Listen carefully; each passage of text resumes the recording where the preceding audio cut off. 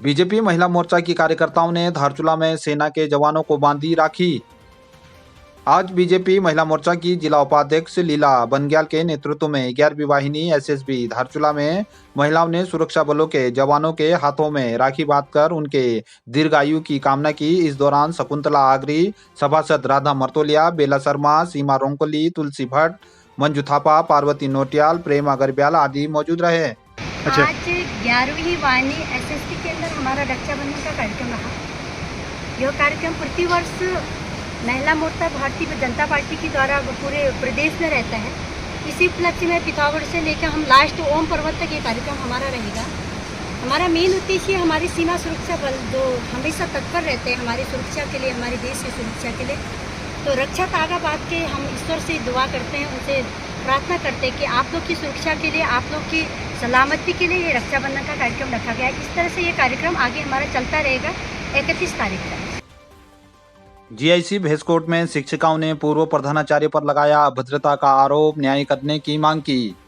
GIC Bhainskot में प्रभारी प्रधानाचार्य नीरू तथा शिक्षिका तनुजा के द्वारा विद्यालय के पूर्व प्रधानाचार्य घिसियावन प्रसाद पर विद्यालय में घुसकर आज शिक्षिकाओं से अभद्रता करने का आरोप लगाते हुए न्याय देने की मांग की है।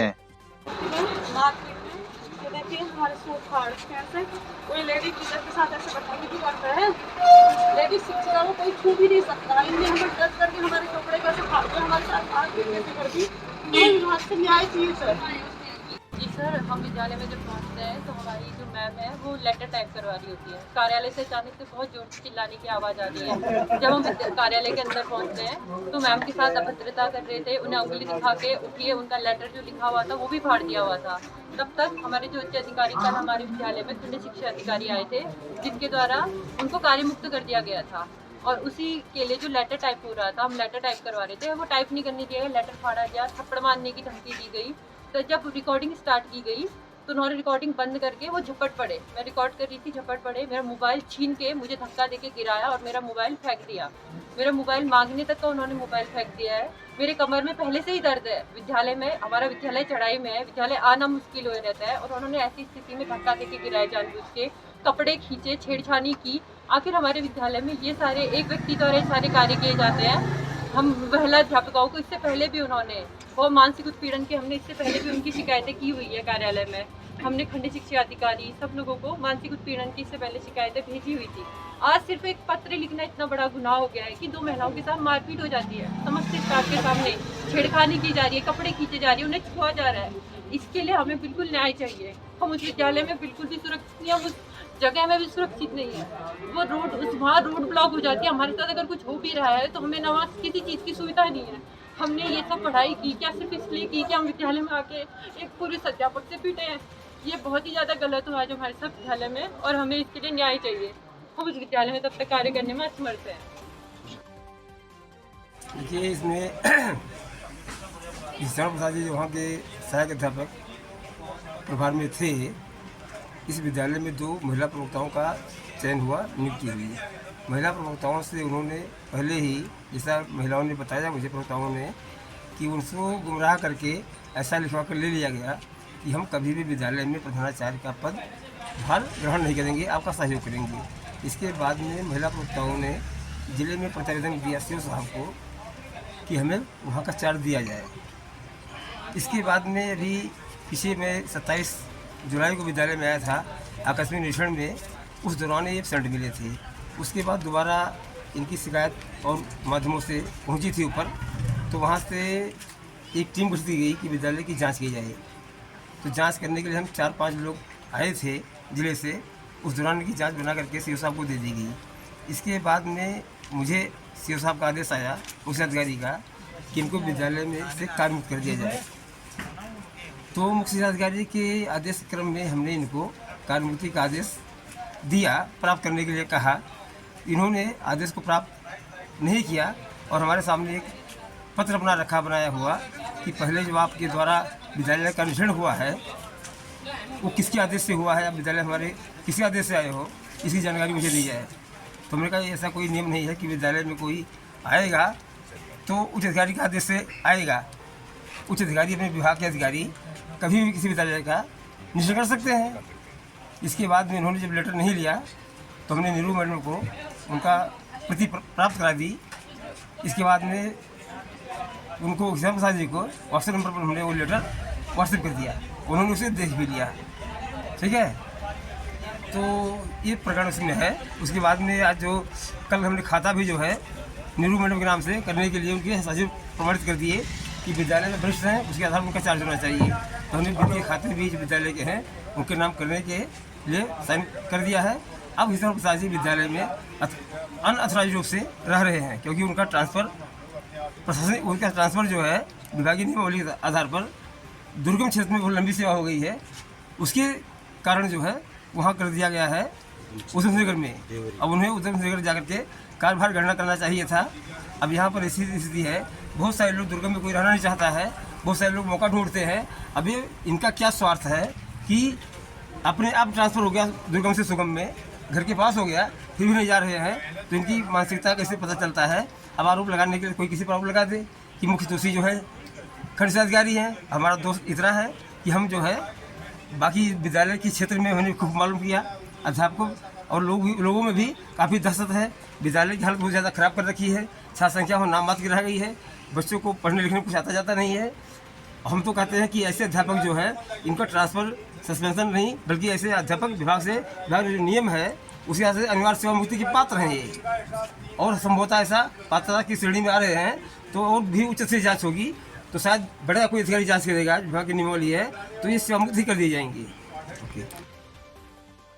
आज जो हमारे राजकीय इंटर कॉलेज मंडला भैंसकोट में जो यशवंत प्रसाद जिज्ञासु के द्वारा जो अभद्रता की गई शिक्षकों के साथ, हाथापाई की, ये जो निंदनीय जो घटना की गई है, अगर इस पर विभाग तुरंत इस पर कार्रवाई नहीं करता है, इसको सस्पेंड नहीं करता है या अन्यत्र जहां इसका ट्रांसफ़र हो रहा है वहां नहीं भेजती है, तो पूरा हमारे 3-4 ग्रामवासी जो वहां पर हैं वो काफ़ी नाराज़ हैं, आक्रोशित हैं, आंदोलन करने को तैयार हैं।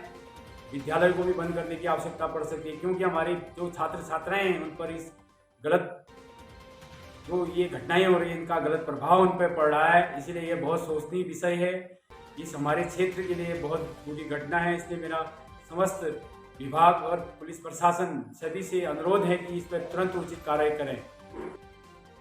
नमस्कार साथियों, जिस प्रकार से मैं आज एक बातों को आपके सामने लाना चाहती हूँ, आप देख सकते हैं ग्वालगांव का जो कस्बा है, आपने देखा होगा वहाँ से जो कार्यदायी संस्था है आज हिलवेज, और उसके साथ साथ आपने देखा होगा ग्रीफ की जो रोड है, कैसे बोलें आपको, क्योंकि वहाँ पे ग्रीफ के और हिलवेज के बड़े बड़े ऑफिसर्स वहाँ से जाते हैं, बड़ी बड़ी महंगी गाड़ियाँ वहाँ से चलती हैं, उसके बावजूद वो सड़क है या फिर सड़क में गड्ढे हैं या गड्ढे में सड़क है, ये समझ में नहीं आ रहा है। ये कैसी विडंबना है उस ग्वालगांव की।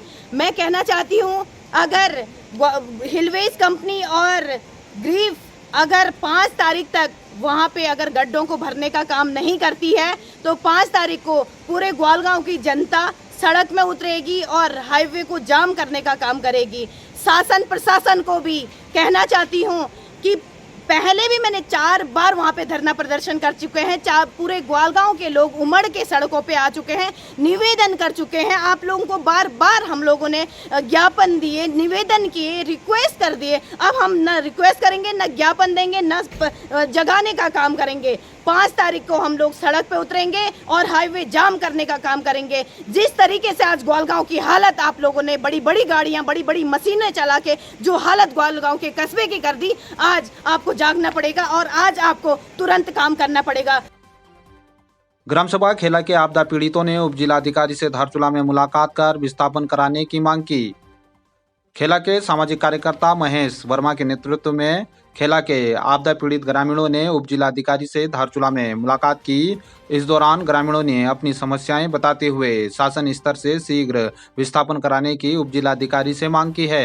ग्राम सभा खेला में जो आपदा आ रही थी उसके बारे में हमने मुलाकात की, जिसमें प्रमुख हमारी समस्या थी ग्राम पंचायत खेला के आपदा प्रभावित रोड चेकला कोलपानिया नाला का पुनर्वास। रहने लायक बिल्कुल भी घर नहीं बचे, न जमीन बची, और प्रतिवर्ष बरसात के समय हर मकान दर्जनों की संख्या में टूट रहे। पिछले कई दिनों से बंद रांची रोड को खोलने की ग्रामीणों ने स्थानीय प्रशासन से धारचूला में की मांग। क्षेत्र के स्थानीय निवासी कनिष्ठ प्रमुख भोपाल बहादुर के नेतृत्व में स्थानीय ग्रामीणों ने उप जिलाधिकारी दिवेश सासनी से मुलाकात कर पिछले कई दिनों से बंद रांची रोड को खोलने की मांग की है। इस दौरान ग्रामीणों ने प्रशासन को ग्रामीणों को हो रही परेशानियों से भी अवगत कराया। इस दौरान राजेंद्र धामी आदि मौजूद रहे। तारीख को रोड चले गया था वहाँ पे रांची रोड वाला, तो उसमें पब्लिक को आवागमन में बहुत दिक्कत हो रही है और खाद्यान्न चीज़ के लिए भी बहुत परेशानी हो रही है। आज हमने एसडीएम साहब को मौखिक बताया, इससे पहले ज्ञापन दे चुके हैं 2-3 बार, तो एसडीएम साहब ने हमें ये आश्वासन दिया है कि हम ये रोड तत्काल बना के दे देंगे। ये कितना मीटर बड़ा होगा ये सड़क आप लोगों करीब 15-20 मीटर गया है। नाचनी पुलिस ने बागेश्वर से 2 गुमशुदा नाबालिग बालकों को बरामद कर परिजनों को सौंपा।